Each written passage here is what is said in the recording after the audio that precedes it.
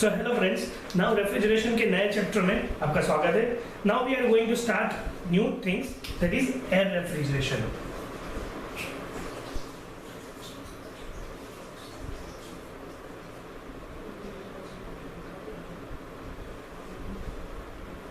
Air refrigeration, what will happen in this air refrigeration, और ये होता क्या है वैसे हम देखते हैं।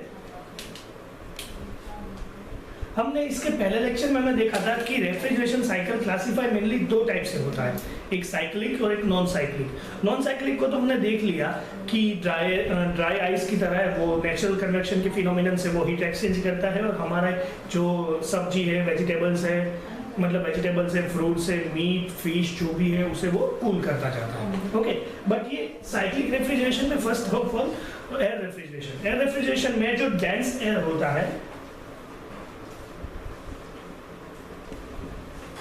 वो यूज होता है। कभी कभी जेट की अगर हम बात करें, मतलब जो फाइटर प्लेन्स होते हैं, नॉर्मल कमर्शियल प्लेन होते हैं, उसके अंदर भी ये एयर रेफ्रिजरेशन होता है, बट उसके अंदर ये डेंस एयर यूज नहीं होता। तो वो एक अलग से एक बूटस्ट्रैप रेफ्रिजरेशन है, उसी तरह चलता है, वो हम आगे के चैप्टर में आगे जाके देखेंगे। But first of all air refrigeration में डेंस एयर यूज होता है, और ये जो डेंस एयर है वो क्लोज्ड पाइप और सिस्टम के अंदर फ्लो करता रहता है। मीन्स ये जो डेंस एयर है वो कभी सिस्टम से बाहर नहीं आता है, बट सिस्टम के अंदर सर्कुलेट होता रहता है। बार बार वो इवेपोरेटर के अंदर से वो हीट एक्सट्रैक्ट करता रहता है कि वो लो टेम्परेचर हीट जोन है, और कंडेंसर के थ्रू वो हीट जो अपनी होती है वो बाहर छोड़ देता है। तो हम डिटेल में देखते हैं वैसे कंपोनेंट के साथ वो होता क्या है और काम कैसे करता है। तो सबसे पहले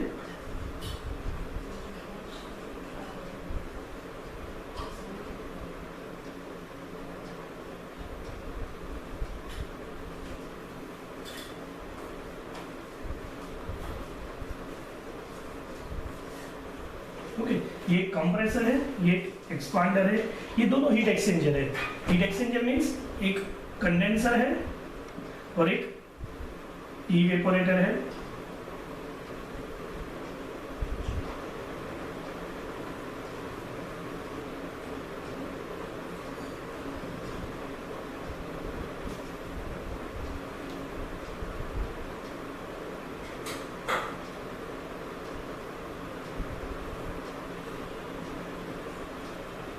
देखो याद रखना कि रेफ्रिजरेशन साइकिल में जो एरोज होते हैं वो एंटी क्लॉकवाइज होते हैं, क्योंकि according to law of thermodynamics all power producing cycle, यानी कि ऑटो साइकिल, डीजल साइकिल, वो साइक्लिक एरोज होते हैं, क्लॉकवाइज डायरेक्शन में घूमते हैं, और पावर कंज्यूमिंग साइकिल वो एंटी क्लॉकवाइज में होते हैं। तो पावर कंज्यूमिंग वैसे इसमें काम होता है तो कि कंप्रेसर चलाने के लिए हमें पावर देना पड़ता है। ओके, तो ये पावर कंज्यूमिंग साइकिल है, तो इसके एरोज एंटी क्लॉकवाइज होंगे। और जो पावर जनरेटिंग साइकिल है, ऑटो, डीजल, ड्यूअल जो भी है, वो पावर वो क्लॉकवाइज डायरेक्शन में, क्योंकि वो पावर जनरेट करती है। तो ये उसके कंपोनेंट्स रहते हैं। ये कंप्रेसर में ये जो डेंस एयर है वो कंप्रेस्ड होती है। कंप्रेस होने के कारण उसका प्रेशर बढ़ जाता है, उसका टेम्परेचर भी बढ़ जाता है। ओके, टेम्परेचर और प्रेशर दोनों बढ़ जाते हैं। फिर वो कंडेंसर में आता है। कंडेंसर में ये जो एयर होती है उसकी जो हीट होती है वो बाहर वो एटमॉस्फेयर में थ्रो कर देता है, क्यू रिजेक्ट। ओके, और यहाँ आके वो बाहर निकल जाती है एयर। फिर यहाँ एक्सपांडर में जो हाई प्रेशराइज्ड एयर है वो एक्सपांड होके लो प्रेशराइज्ड एयर हो जाती है, और लो प्रेशराइज्ड एयर इवेपोरेटर में से पास होती है। तो क्या होता है कि जो एयर है वो आसपास की हीट अब्सॉर्ब कर लेगी, तो ये QA इधर से होता है और वो वापस कंप्रेसर में चली जाती है। तो वैसे ये एयर रेफ्रिजरेशन साइकिल में होता है। मैंने पहले भी बताया था कि ये dense air refrigeration cycle normal में होता है, और बाकी की जो एयरलाइंस में, मतलब कॉमर्शियल प्लेन्स और जेट प्लेन्स में होता है, वहाँ पे हाइट पे वो उड़ते हैं, तो वहाँ पे डेंस एयर यूज नहीं हो पाती है। तो वही एयर हाई एल्टीट्यूड की एयर को जो पतली होती है वो नॉन डेंस होती है, वो कम डेंस होती है, तो उसका यूज करके जो रेफ्रिजरेशन साइकिल यूज करते हैं उसे हम बोलते हैं बूटस्ट्रैप रेफ्रिजरेशन। तो वो आगे जाके पढ़ेंगे। तो ये बेसिक फंडा है एयर रेफ्रिजरेशन का। तो वैसे ये हीट ट्रांसफर हो जाता है और ये साइकिल चलता रहता है। तो इसमें हम दो टाइप की साइकिल पढ़ेंगे, एक है रिवर्स कार्नोट साइकिल और उसे बोलते हैं कार्नोट रेफ्रिजरेशन, और second one is bootstrap refrigeration जो काम करता है रिवर्स जूल साइकिल में। तो दोनों हम डिटेल में देखेंगे। तो आइए शुरू करते हैं हम कार्नोट रेफ्रिजरेशन से।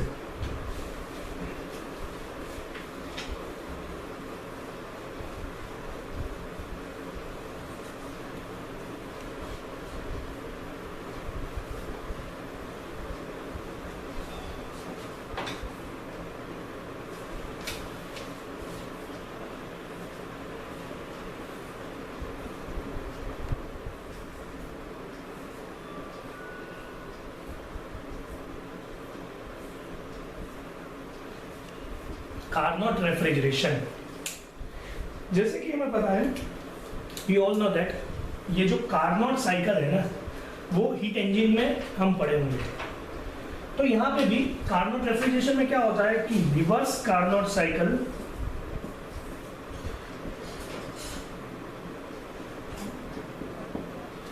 का हम यूज करेंगे। हीट इंजन की अगर हम बात कर लेते हैं,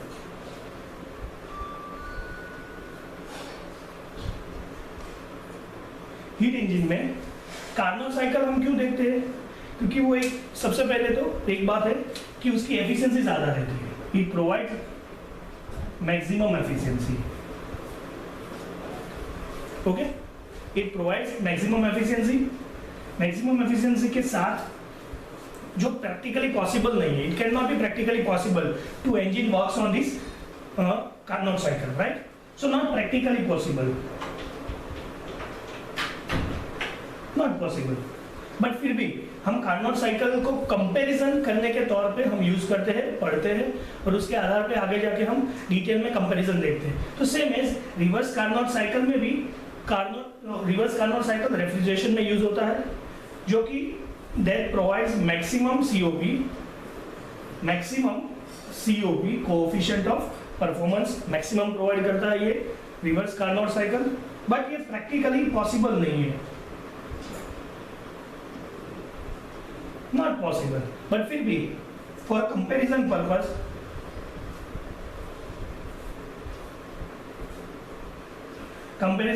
हम इसे पढ़ते हैं। तो आइए शुरू करते हैं कार्नोट रेफ्रिजरेशन। हमने देख लिया कि क्या क्या होता है और क्यों हम ये पढ़ना चाहते हैं। तो हम देखते हैं रिवर्स कार्नोट साइकिल डिटेल्स में।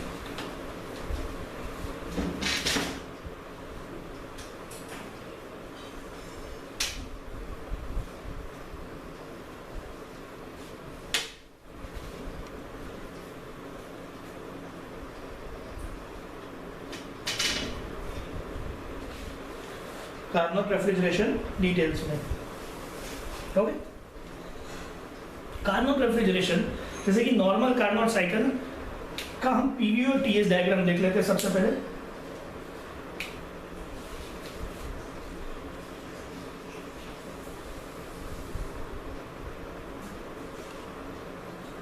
Pressure volume diagram, I think ये थोड़ा छोटा पड़ेगा, मैं एक बार रब करके फिर से दिखाता हूँ।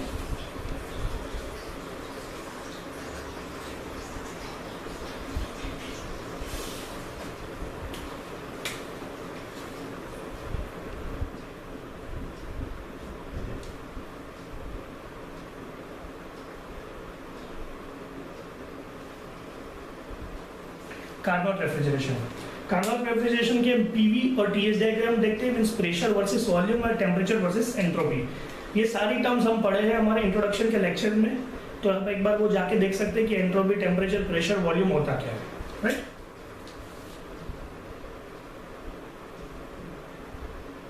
प्रेशर वर्सेस वॉल्यूम,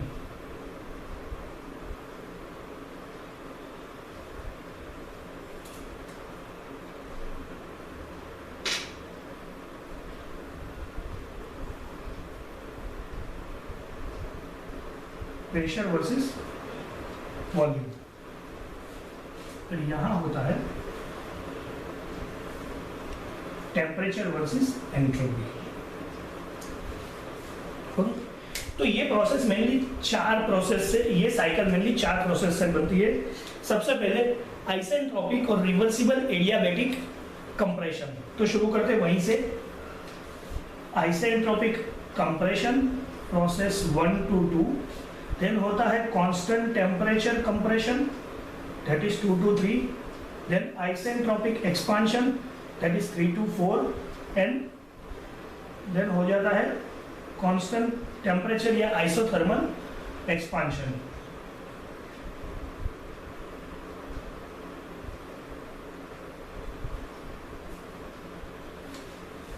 फिर से हम देख लेते हैं process 1 to 2 that is known as isentropic, और उसे हम बोल सकते हैं reversible adiabatic that is PV raised to gamma equals to C, PV raised to gamma equals to C, isentropic compression, constant temperature compression, isentropic expansion और constant temperature expansion.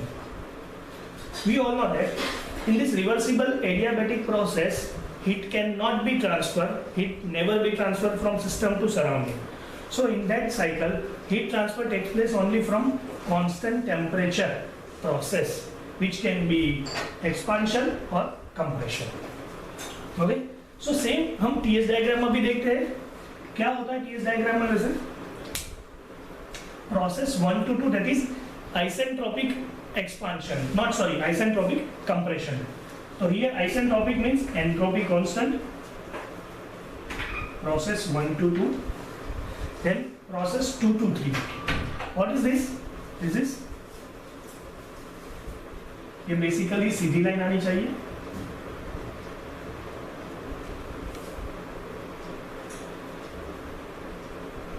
To to 3 constant temperature, further 3 to 4 expansion but reversible adiabatic, और 4 to 1 that is constant temperature heat rejections.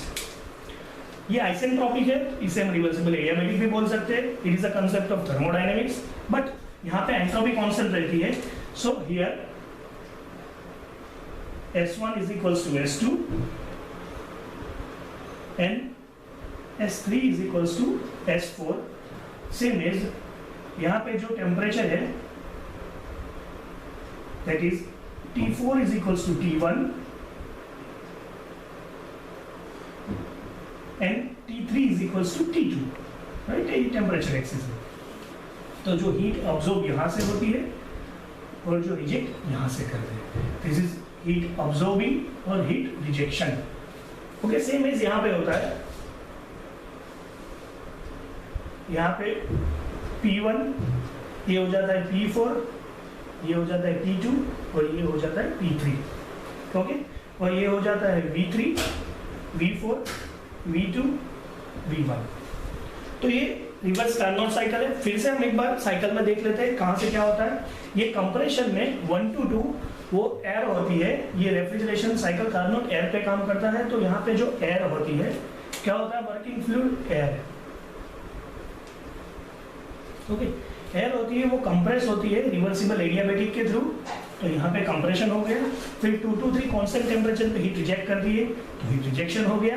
Then 3 to 4 expand होती है तो expansion हो गया, क्योंकि इसका volume देखो इधर बढ़ रहा है और इधर वॉल्यूम कम हो रहा है। 1 to 2 वॉल्यूम कम हो रहा है that is compression, and 3 to 4 volume बढ़ रहा है दैट इज एक्सपांशन।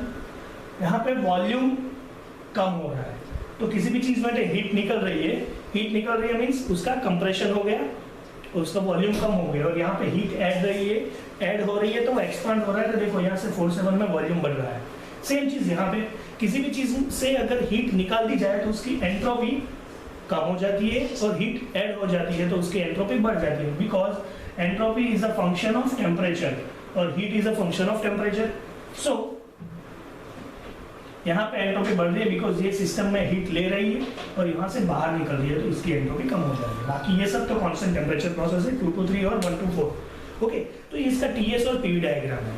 तो वैसे कार्नोट रेफ्रिजरेशन में हम इक्वेशन के तौर पे देखते हैं कि प्रोसेस 1 to 2 प्रेशर बढ़ जाता है P1 से लेके P2 तक, टेम्परेचर भी बढ़ जाता है T1 से लेके T2 तक। ये T1 होता है उसे हम T लोअर भी कह सकते हैं और T3 को कहते हैं हम T हायर। T हायर माने T सराउंडिंग और T लोअर माने T फ्रिज का, मतलब फ्रिज के या रूम के अंदर की कंट्रोल स्पेस।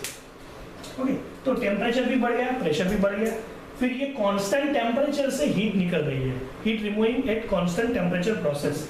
तो फिर भी यहाँ पे प्रेशर इंक्रीज हो गया, यहाँ पे टेम्परेचर कांस्टेंट रहा, फिर ये एक्सपांशन प्रोसेस है हमारी, जो एक्सपांशन प्रोसेस में एक्सपांशन हो गया तो प्रेशर रिड्यूस हो गया P3 से लेके P4 तक, बट टेम्परेचर में भी एक्सपांशन हो गया तो टेम्परेचर हो गया T3 से लेके T4 तक, क्या उसे हम बोल सकते हैं T हायर से T लोअर तक।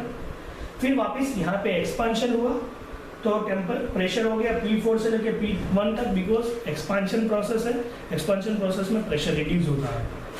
ओके, और ये होती है कांस्टेंट टेम्परेचर पे, तो इसमें टेम्परेचर में चेंज नहीं आता, सिर्फ प्रेशर में चेंज आता है। ओके, तो ये हमने प्रेशर टेम्परेचर की फिनोमिनन देख लिया। अभी हम इक्वेशन देखेंगे कि कैसे होता है इक्वेशन में।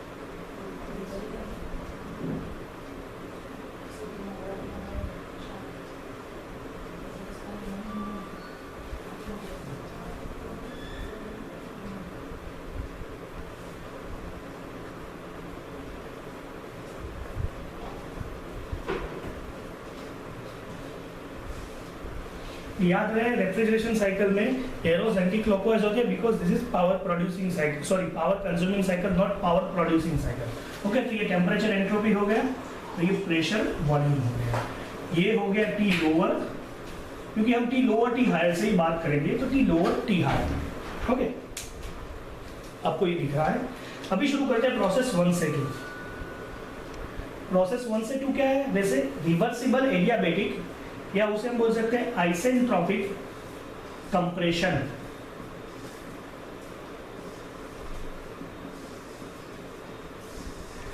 आइसेंट्रोपिक कंप्रेशन में टेम्परेचर और प्रेशर की हम बात करें, यहाँ पे प्रेशर P1 से लेके P2 तक बढ़ता है, मतलब it will increase the pressure, parallelly it will increase the temperature from T1 to T2, right? Same as 2 to 3, that is constant temperature heat rejection। heat rejection कहाँ से कहाँ होगा?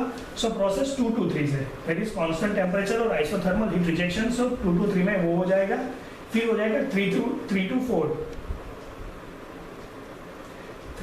further reversible adiabatic expansion। यहाँ पे compression हो गई, यहाँ पे expansion हो गया, एक्सपांशन, यहाँ पे प्रेशर P3 से रिड्यूस होकर P4 हो जाएगा और temperature T lower T higher से बढ़ के T लोअर हो जाएगा। और फर्दर प्रोसेस 3 to 4 में, यह प्रोसेस 4 to 1 में जो कि आइसोथर्मल है, उसमें हीट रिजेक्ट हो जाएगी, हीट अब्सॉर्ब होगी। कहाँ से? सिस्टम में से। तो टेम्परेचर कांस्टेंट रहेगा, कांस्टेंट टेम्परेचर में तो TL is equals to TL ही होगा, means T1 is equals to T4 होगा, बट प्रेशर रिड्यूस होगा P4 से P1 तक। ओके, यहाँ पे हम थोड़ा नोमेनक्लेचर दे देते हैं। This S1 is equals to S2, S3 is equals to S4। मैं प्रोसेस के थ्रू देख लिया।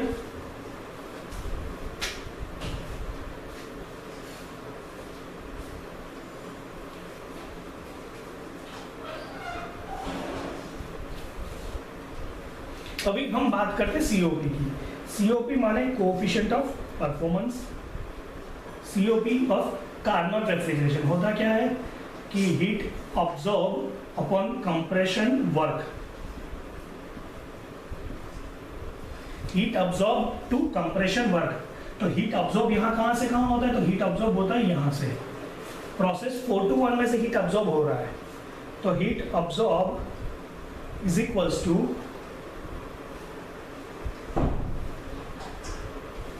ये कांस्टेंट टेम्परेचर पे हो रहा है, इसे हम T1 या T4 भी कह सकते हैं। सो हीट अब्सॉर्ब कहाँ से? देखो कांस्टेंट टेम्परेचर है T1 in bracket S1 minus S3 है